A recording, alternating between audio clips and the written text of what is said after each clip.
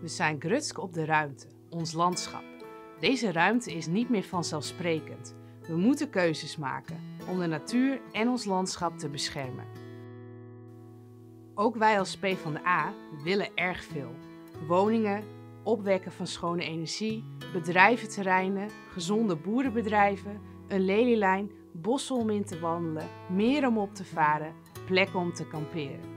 Het is belangrijk dat we de juiste afwegingen maken om ervoor te zorgen dat de lusten en lasten eerlijk worden verdeeld en we het landschap goed achterlaten voor toekomstige generaties.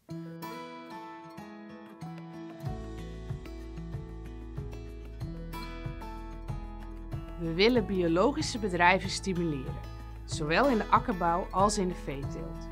De landbouw zal verder moeten extensiveren, minder vee op de kleine ruimte. Landbouw en natuur kunnen en moeten elkaar versterken. Boeren moeten een goede boterham kunnen verdienen. Dat kan als we hen ook structureel belonen voor wat zij doen voor de natuur, het waterbeheer en het klimaat.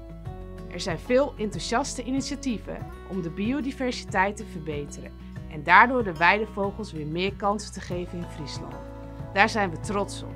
Deze initiatieven helpen ons erbij steeds meer mensen, bedrijven en organisaties te betrekken.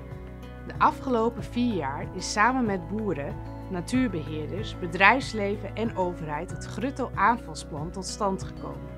Dit plan biedt veel perspectief om de situatie voor de weidevogels echt te verbeteren. Dit soort plannen hebben pas na jaren effect.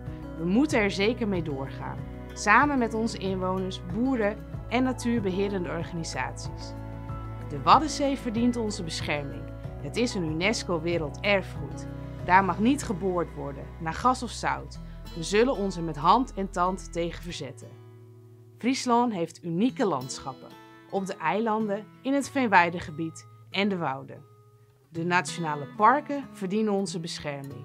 We willen het hele Natuurnetwerk Nederland afronden.